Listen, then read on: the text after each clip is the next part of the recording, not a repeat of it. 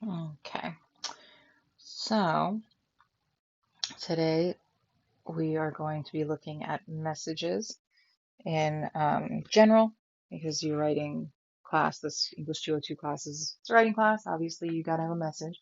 We'll start with looking at messages broadly, what makes them effective, and then we'll talk about your first assignment, the blog posts. Um, every once in a while, I'm going to be scrolling right through super fast through some of these slides that we're not going to be able to get into because we're not in a classroom together. So bear with me. First thing we want to look at is messages are the ubiquity of messages, I guess. Messages are everywhere, right? If we were in class right now, I would say, what messages did you see today on your way into school? You probably saw a lot, right? Billboards, you might have checked your email a couple times already. Text messages, you got messages on the radio that you're listening to. We're inundated with messages all day, every day. That being said, when you guys are writing messages, you need to have your message stand out from the rest. And some ways to make your message stand out are through making a message clear, having some kind of spark, and meaning. So we're going to look at those three. Making your content clear is really important. And one of the major factors that contributes to written clarity is grammatical correctness, right? I hate to say it, but there it is. Your use of grammar is very important, as well as your use of tone, right? Generally, your tone is going to be fairly conversational for this class. You're going to be writing the way that you speak, maybe a smidge more formal, but not like you did for English 105. Not at all. This is not like that kind of writing, that kind of formal essay writing. That's not happening. Your message, you don't want to sound fusty, right? You don't want to sound stuffy, but you still want to be clear. So make sure that your grammar is correct. Um, you want to make sure that when you're writing, your sentences make sense, that you're not writing things like this unless you actually are Groucho Marx. So these are some examples of garden path sentences. This is when you use grammar to your advantage to be funny. But most of us are not Groucho Marx. We aren't brilliant. Or Mitch Hedberg, the comedian. You know, most of us are just normal people. And when we write garden path sentences, they turn out kind of not so cleverly like these. The old man, the boat, or the complex houses, married and single soldiers and their family. While these sentences are grammatically correct, they are antiquated. Um, so it takes the reader a long time to process. You know, readers don't want to read something once these days, let alone twice. So make sure that when you're writing contemporarily, right? The old man, the boat. The verb in that sentence is man, right? So it's not just, it looks to me when I first read it like a sentence with no verb, but the word man is the verb there. Make sure that you aren't doing that. You aren't making someone read something over and over. Also be careful of shaggy dog stories. Again, they have to be done right. And most of the time, long, aimless, pointless stories or anecdotes are not effective. If you don't have a point, you want to consider maybe not writing about something. You have examples in your textbook. Um, and if you're familiar with the movie The Aristocrats, it's a movie about stand-up comedy and a shaggy dog story. Another way to keep your writing clear is to make sure that your tense is consistent, right? Choose a tense and stick with it. This sentence is all sorts of a mess. When I go to the zoo, I saw the honey badger. This stuff happens all the time. It's grotesque. You don't want to do it. Make sure that all of your verbs are in the same tense. So to fix this, you would say, when I go to the zoo, I see the honey badger. That's everything in the present tense. Or when I went to the zoo, I saw the honey badger. Everything in the past tense.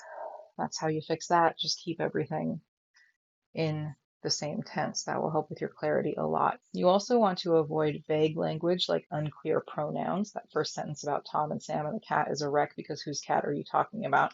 It's just weird enough for your reader to be like, huh? You don't even want to give them that space, right? You want to make sure your reader knows exactly what you're talking about. Same with dangling modifiers on her way home. Jane found a gold man's watch. Does she even have to say it's a gold? If it's that important, you could say Jane found a man's gold watch, right? That's how you would fix that. As far as Tom and Sam go, just simplify it. Tom asked Sam to hold the cat. If it's not important whose it is. If it is, Tom said, comma, Sam, hold your cat, period, with quotation marks. There you go. You want to make sure you're not putting your readers to sleep. Use, again, conversational language helps with that. You don't want to be stuffy and fussy. Also, with your meaning, make sure that you are targeting the right demographic. You're after your audience, right? If you're preaching to the wrong audience, no one's going to buy into anything anyways. I made this slide when I was teaching to a class that was decidedly anti-romantic comedy. So that's what that's about. Your book is very, very serious about you knowing your audience, but you guys take at Platt business classes where they talk about things like demographics and psychographics and these types of things, market research. We're not going to get into that in this class because that is outside the scope of this class. But all that stuff you go over in your business class, that's kind of what we're talking about here. Your book for this class argues that you develop a persona, some kind of actual character, and you imagine them, their name, their income, their occupation. Obviously, if you're writing copy for a lip gloss brand, it's going to be a lot different in tone and all types of communicatory aspects than copy would be if you were writing for a tractor manufacturer. I mean, it'll probably be very different. Keep all of this in mind. You guys are writing a blog. That's going to be your first major assignment. It's going to be one post for an imaginary blog that you guys will be, you're not going to make a whole blog. You're just writing one post for like this imaginary blog. But that's what you're going to be doing. So we're going to be talking about that assignment right now. Don't worry about this. For topics, you guys know what you're interested in. In Blogland, no topics are off the table. People write about subjects that they know really well or that they're actively learning about. But regardless, bloggers are very enthusiastic about their subjects. So there's that. You don't need to do a free write for this, but you can if you want to make a list of blog topics. That's fine. I'm not going to be collecting one. For me, let's say I wanted to write a blog about music. Music might be too broad, so I can narrow it down, right? If I want to make a blog about music, I might want to broaden it or narrow it down into one genre. I could write about opera. If opera is too broad, I could narrow it down to one style, like Verismo opera, or I could narrow it down even further, maybe Puccini, to one company, the LA Opera, or the LA Opera's Puccini presentation. Though that might be too specific, so I might want to broaden it out, right? If opera is too narrow, then you can broaden it out. The idea, though, is that your blog should be easily sustainable for for a long time.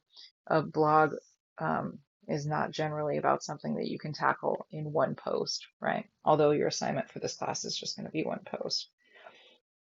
And the language might be a bit confusing because we use the term blog to refer both to the individual post or entry as well as the overall log, but that's okay.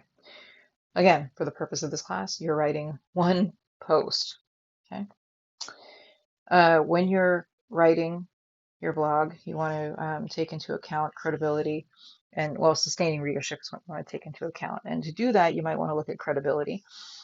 If you're writing a blog, you want to fix your errors quick. If you are endorsed, you want to be honest about it, and you definitely want to give credit where credit is due, cite your sources and all of that. You will want to include some biographical information or about page or section, right? That allows your audience to kind of see, your readers to see who you are, right? You also want to encourage reader comments and set guidelines for those comments, moderate them. This will add to your the buy-in of your audience, right? It makes them feel special. It also might generate more ideas for you.